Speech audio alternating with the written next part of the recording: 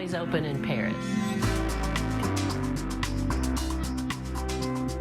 Having a business in a small town is wonderful because you get to know your patrons really well. People are enjoying our community, and we hope that we're good hosts.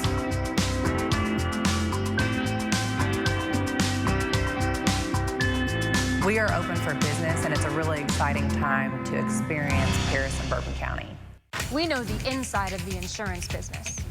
Back when I was representing the insurance companies, I saw the volume business, and I saw people being paid less than what they could have obtained, and I wanted to change that.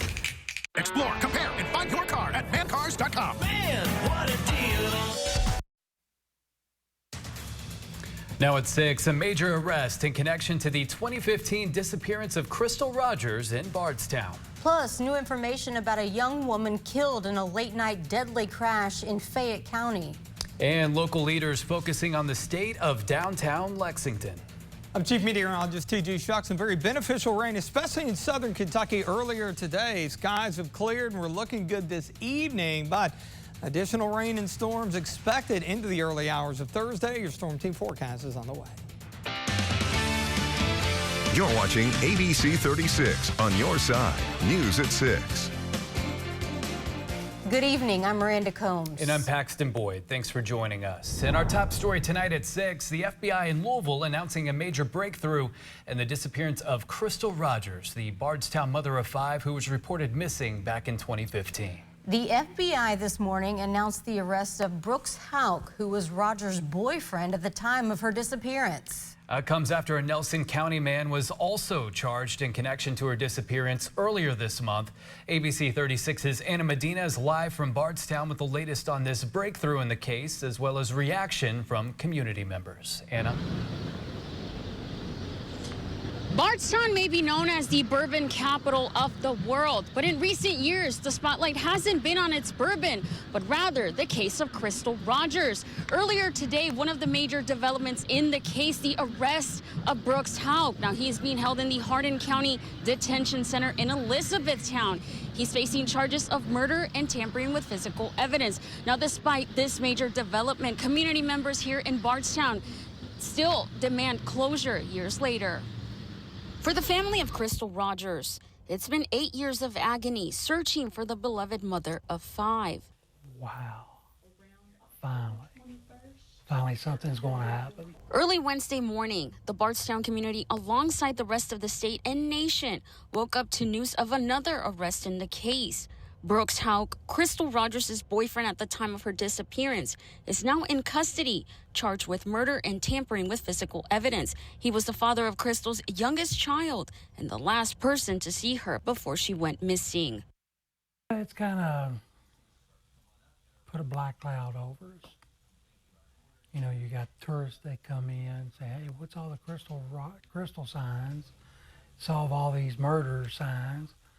You know, you got to explain the story, you know, blah, blah, blah, you know, on down the road.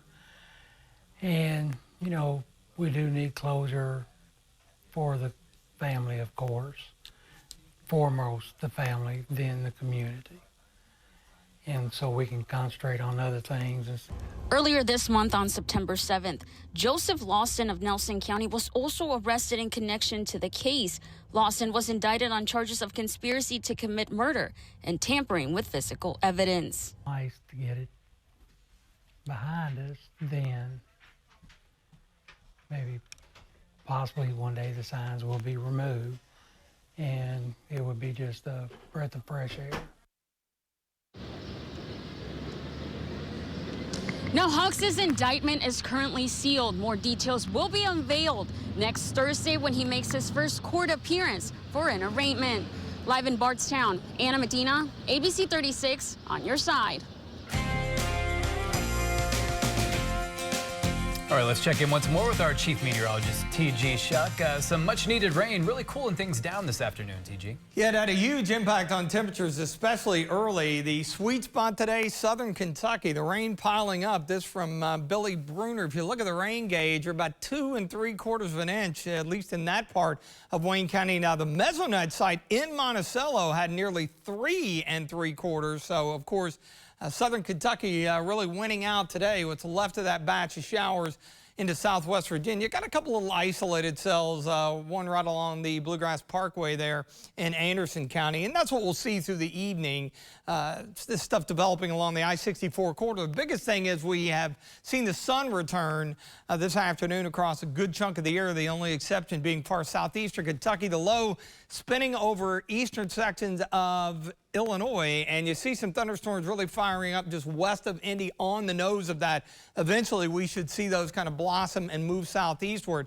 Had a little bonus rain late last evening, parts of Grant, Pendleton, Bracken, and down into Harrison County, an inch plus there. Same story today across our southern counties. Didn't get a whole lot here in the Bluegrass. Hopefully, we'll see a bit more later tonight. It looks that way. In green, level 1, in yellow, level 2. Damaging winds being the primary threat. One thing that may play to our advantage is this stuff arriving during the overnight when things stabilize a bit. We're looking good right now. Bluegrass Pace Care, Skyview HD Camera Network, our Hicks and Funson cam 76. That's as warm as it's been all day long. We were kind of hovering in the low 70s. Farther west, dancing around 80. It's down a degree in Frankfort, but meanwhile, underneath the clouds in southern and southeast Kentucky, only mid 60s. So going through the evening hours, mainly dry with the exception of an isolated storm or two, but a lot of the higher resolution short-term data wants to bring some heavier rain and storms in during the overnight, and then as the low spins through and begins to weaken out,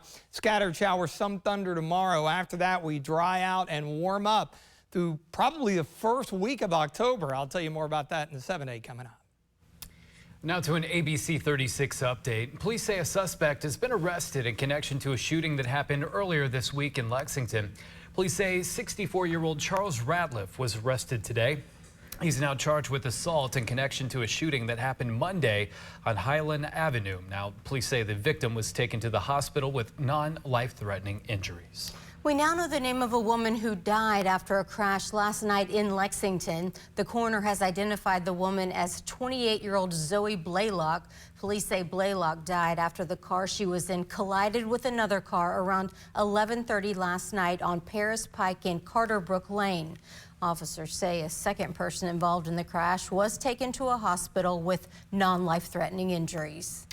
Lincoln County Public Schools is given the all clear after students were put on lockdown earlier today.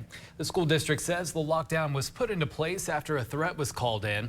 School officials say campus has been cleared by law enforcement and is now safe. Middle school and high school students were moved to alternate locations for dismissal as a precaution. The district says afternoon buses were expected to pick up students sometime between 5 and 6 earlier tonight. Now, school officials say they will release more information about the reported threat later. Happening now in Lexington, the 5th annual State of Downtown. Yeah, today's event started at 4:30 this afternoon, focusing on the past and future projects to come. ABC 36's Ramey Cohen joins us live now at Harper Hall downtown with more. Ramey? Yes, Marina and Paxton. The event tonight highlighted 4 different videos showcasing parks and public spaces, as well as major retail developments, real estate developments. Now, we caught up with Alan McDaniel. He's with the Downtown Lexington Partnership. He says he wants folks to feel safe downtown and know that downtown has a lot to offer. He says some of the biggest projects coming up is 325 West Main. Now, that will include retail, coffee shops, and restaurants. Another project near Rupp will include a 17-lot parking lot on High Street with restaurants and apartments. And Transylvania University is getting new 1 to 2 bedroom apartments at Flats at 345. Now, I'll have more on this coming up tonight at 11. Live in Lexington, Ramey Cohen, ABC 36 on your side.